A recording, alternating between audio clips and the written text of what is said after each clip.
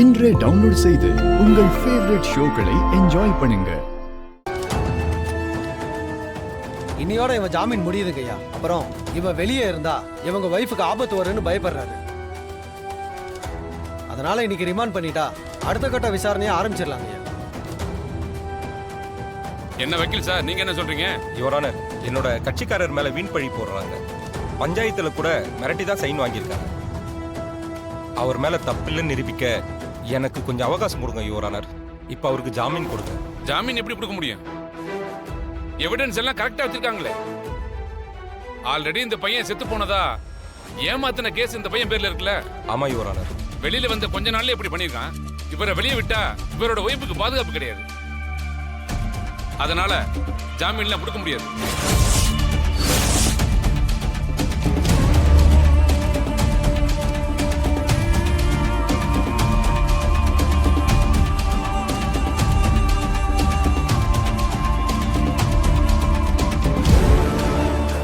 நாள் ரிமாண்ட் பண்ணி விசாரணை ஆரம்பிங்க.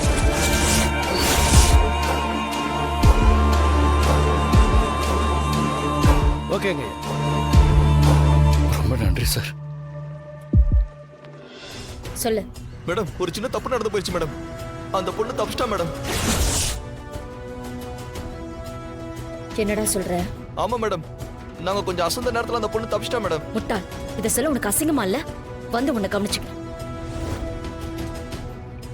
அண்ணே, ஒரு சின்ன பிரச்சனை, உடனே கிளம்பி ஆகணும். என்னாச்சுமா? அந்த பொண்ணு தப்பிச்சிட்டா. சீக்கிரம் போய் ஆகணும்.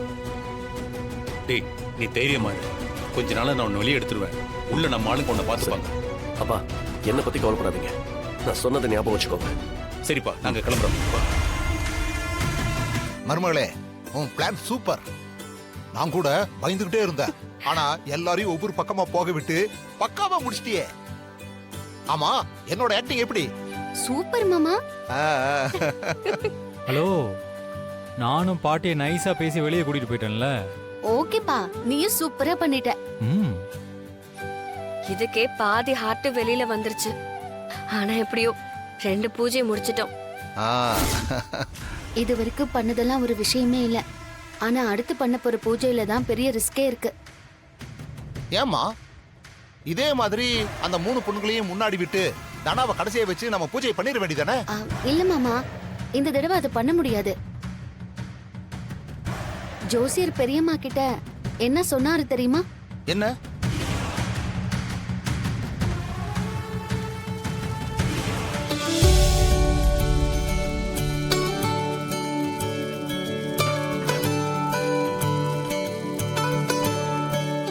அடுத்த பூஜை ஆயுஷ்மான் பூஜையில ரொம்ப முக்கியமானது. இது சிவனுக்கு பண்ணக்கூடிய பூஜை. இந்த சிவலிங்கத்துல நீங்களும் ரகுராமையா அப்புறம் ஒரு சுமங்கலி பொண்ணும் 3 பேரும் ஒன்னா சேர்ந்து லிங்கத்துக்கு அபிஷேகம் பண்ணணும்.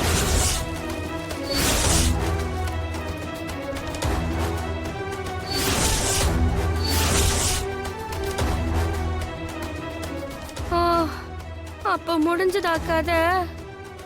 சரி, அப்படின்னா நான் ரெடி ஆகிக்கிறேன். எதுக்கு? அப்பா கிட்ட திட்டு வாங்கதான். நல்லா ப்ரிப்பேர் ஆகிக்கிறேன். சரி மருமகளே, அப்போ நான் இந்த பையெல்லாம் ரெடி பண்ணிக்கிறேன். டேய் சீனு, உன் ட்ரெஸ் எல்லாம் பேக் பண்ணிடுறா. என்னப்பா? ஆமாடா, எப்படியும் மச்சானுக்கு இது தெரிய போய் அவர் நம்மள இந்த வீட்டை விட்டே துரத்த போறாரு. அப்போ இந்த பேக் எல்லாம் எடுக்க லேட் ஆகும் இல்ல? ரெடியா நம்ம இப்பவே எடுத்து வச்சிருவோம். டேய், அதுக்கு முன்னாடி ஆணில மாட்டி இருக்கிற சாட்டை எடுத்து நான் மறைச்சு வச்சுட்டு வந்துடுறேன். என்ன? அப்பா, மாமா, என்னப்பா?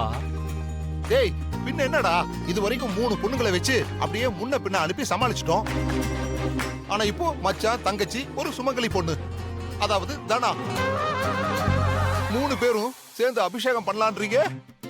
எப்பறா? இப்ப பக்கத்துல கொஞ்ச நேரம் நின்னாலே மச்சான் கண்டுபிடிச்சிடுவாரு. அப்புறம் மச்சான் நமக்கு தேண்டா ரத்த அபிஷேகம் பண்ணுவாரு. மாமா பயப்படாதீங்க, நான் தான் இருக்கேன்ல, நான் பாத்துக்கிறேன். எத நான் அடி வாங்குறதையா? அதெல்லாம் மாட்ட மாட்டோம் மாமா. ஏமா, பக்கத்திலே நின்னு அபிஷேகம் பண்ணணுமா? அது எப்படிமா முடியும்? ஆமா மாயா, இது வரைக்கும் எப்படியோ சமாளிச்சிட்டோம்.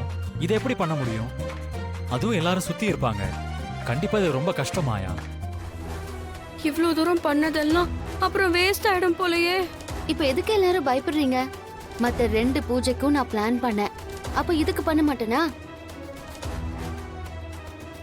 அப்ப பிளான்லாம் பண்ணிட்டியா? ம். அடுத்த பூஜையும் நல்லபடியா நடக்கும். தனா, நான் சொல்லும்போது நீ கீழே வா. நீங்க 2 பேரும் என் கூட வாங்க. என்ன செய்யணும்னு நான் சொல்றேன். வாங்க. டேய் சீனு வாடா, மாமா போலாம்.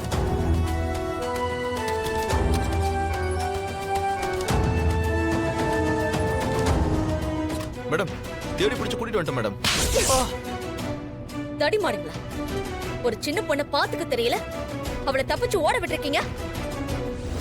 டேய் அவளை பாத்துக்கிறத தவிர அப்படி என்னடா வேலை இருக்கு உங்களுக்கு? அவன் மட்டும் யாருக்கிட்டயாவது போய் உண்மையை சொல்லியிருந்தா போலீஸ் வந்து எல்லாரையும் மொத்தமா தூக்கிட்டு போயிருப்பாங்க.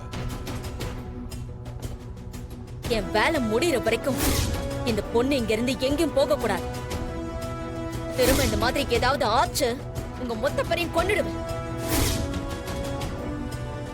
இன்னொரு தடவை இந்த பொண்ணை தப்பிக்க வச்சீங்க, அவ்வளவுதான். டேய் இவகிட்ட இருந்து யாரும் நகரக்கூடாது. வேலை முடியற வரைக்கும் ஜாக்கிரதையா பாத்துக்கோங்க. சரிங்க. எதுவா இருந்தாலும் ஃபோன் பண்ணுங்க. சரிங்க. மாமா போலாம்.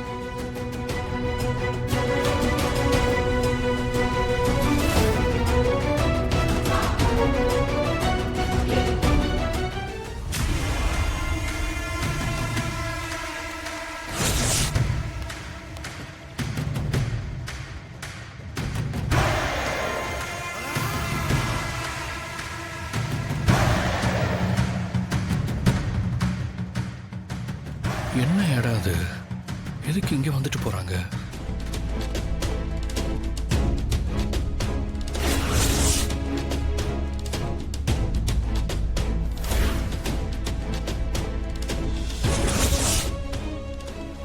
எதுக்காக புவனேஸ்வர் இந்த சின்ன குழந்தைய கடத்திருப்பா? இதுக்கும் நம்ம மாமா வீட்டு பூஜைக்கும் ஏதோ சம்பந்தம் இருக்கு. ஆனா அதுக்கு அந்த பொண்ணை கேட்டாதான் தெரியும். டேய் மணி, காடை மேமா போடுறான். இத போடுறேன். இந்தா நீ போடு.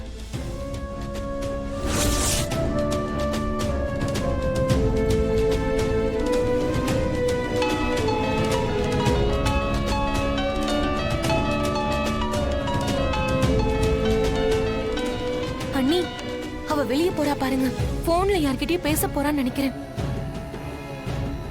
சரி, அவ என்ன பண்ணாலும் நம்ம இந்த இடத்தை விட்டு நகரக்கூடாது. நம்ம கவனத்தை தசை திருப்ப பாக்குறா. நாம இங்க இருந்து போக கூடாது.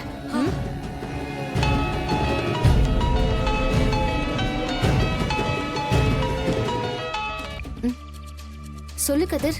மாயா, அந்த புவனேஸ்வரி ஏதோ பெருசா பிளான் பண்ணிருக்கா.